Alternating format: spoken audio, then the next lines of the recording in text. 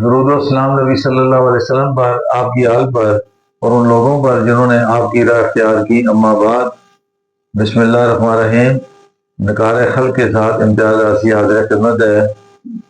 آج کچھ باتیں حج و عمرہ اور زائرین ایکٹ کے بارے میں کروں گا، کیونکہ ہر سال حج عمرہ پہ لاکھوں زائرین سعودی عرب جاتے ہیں۔ اسی طرح زیارات پہ بھی ہزاروں لوگ ایران، عراق اور شام کا قصد کرتے ہیں۔ تو اس حصے میں بات کروں گا۔ وزارت مذہبی امور نے یہ ایکٹ نافذ کیا ہے کہ جو زائرین کو لے جاتے ہیں گروپ آرگنائزر، ان کو ایک نظام کے تحت لانے کے لیے بہت اچھی بات ہے، اور اس مقصد کے لیے اخبارات میں اشتہار بھی دیا گیا ہے۔ اگرچہ اس سے پہلے بھی ایک سال پہلے مذہبی امور نے ایک اشتہار دیا تھا اور زائرین کو لے جانے والے جو کاروان تھے ان کی رجسٹریشن کے لیے درخواستیں مانگی تھی۔ اب پھر دوبارہ مانگی گئی ہیں۔ اب دو باتیں ہیں، یا تو وزارت مذہبی امور کے پاس جو مطلوبہ تعداد ہے گروپ لے جانے والوں کی وہ پوری نہیں ہو سکی ہے، یا پھر جو سفارشی پروگرام کے تحت سفارشی لوگوں کو انہوں نے ایڈجسٹ کرنا ہے، ان کو اجازت نامے دینے ہیں۔ اب دو ہی باتیں ہیں، اس کا تو آنے والے وقت میں ہی پتہ چلے گا۔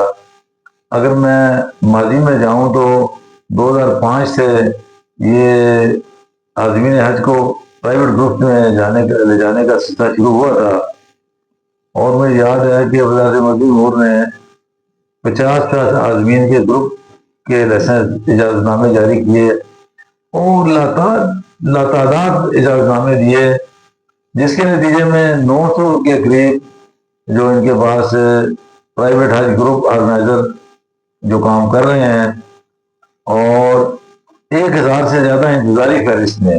تو بڑی عجیب بات ہے کہ بھئی آپ اتنے لوگوں کو انتظاری فہرست میں رکھا ہوا ہے، پھر وہ ظاہر سفارشیں کراتے ہیں، ان کی رجسٹریشن آپ نے کیوں کی ہے؟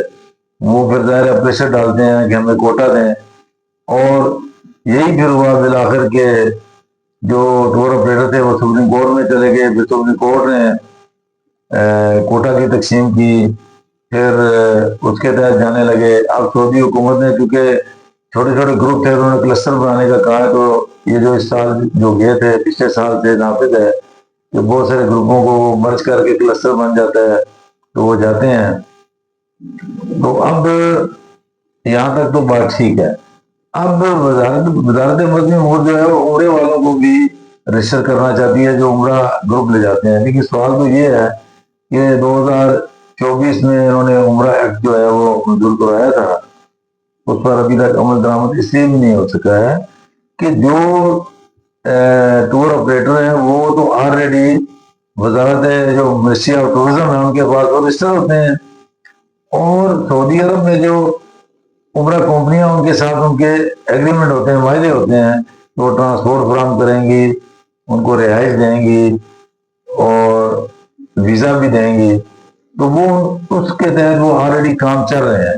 تو مجھے سمجھ نہیں آتی کہ وزارت مذہبی امور جو ہے یہ جو عمرہ لے جانے والے جو گروپس ہیں ان کو کیسے اس کو اپنے نظام میں لائے گی، یہ ابھی تک سمجھ نہیں آ سکی۔ شاید اسی وجہ سے 2024 کا جو ایکٹ ہے ابھی تک وہ نافذ نہیں ہو سکا ہے، اس پر عمل درآمد نہیں ہو سکا ہے۔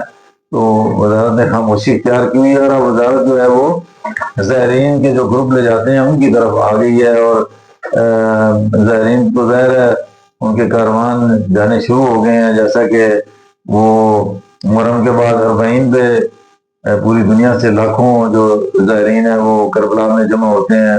پاکستان سے بھی کئی ہزار لوگ جو ہیں وہ 40 پہ جمع ہوتے ہیں، اس کے علاوہ بھی وہ ایران، عراق، شام میں زیارات کے لیے جاتے ہیں۔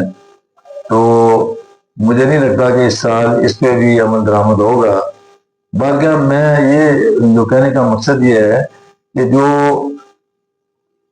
جو عازمین حج کو لے جانے والے ٹور آپریٹروں کی جو منڈی لگائی تھی وزارت مذہبی امور نے، یہ جو زیارات کے لیے جو زائرین جاتے ہیں ان کو جو اجازت نامے دینے اس کی بھی منڈی نہ لگائیں۔ جو لوگ پہلے سے کاروان لے جا رہے تھے، اگر وہ درخواستیں دیتے ہیں، تجربہ رکھتے ہیں، تو ایسے لوگوں کو جو ہے وہ اپنا اجازت نامہ دینا چاہیے زائرین کے گروپ لے جانے کا. اور یہ اس چیز کو بھی اس کو جو ہے نا متشک نہیں ہونی چاہیے کہ جو عازمین حج کے گروپ لے جانے والوں کے اجازت نامے تھے، وزارت مدنی امور کے اپنے جو ملازمین ہیں، بعض افسران نے اپنے اپنے رشتہ داروں اور عزیزوں کے نام پہ اجازت نامے حاصل کیے. اور یہ چونکہ ایک بہت بڑا کاروبار ہے، اس وقت نفع بخش کاروبار ہے. اور دوسری بات یہ ہے کہ جس طرح کے مذہبی امور والوں نے دیے ہوئے ہیں عازمین حج کے کو لے جانے کے لیے حج گروپ آرگنائزروں کو اجازت نامے، ایک ایک بندے کے پاس 4 اجازت نامے ہیں.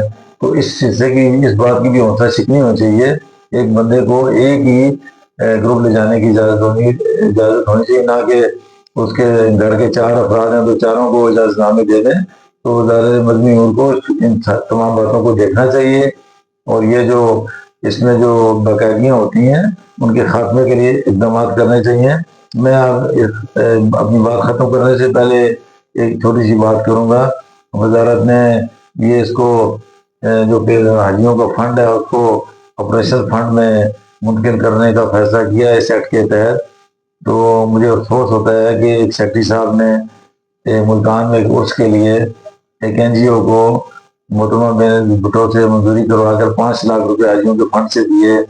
پھر انہوں نے اپنے لیے اسٹاف کار خرید لی بجاج کے فنڈ سے.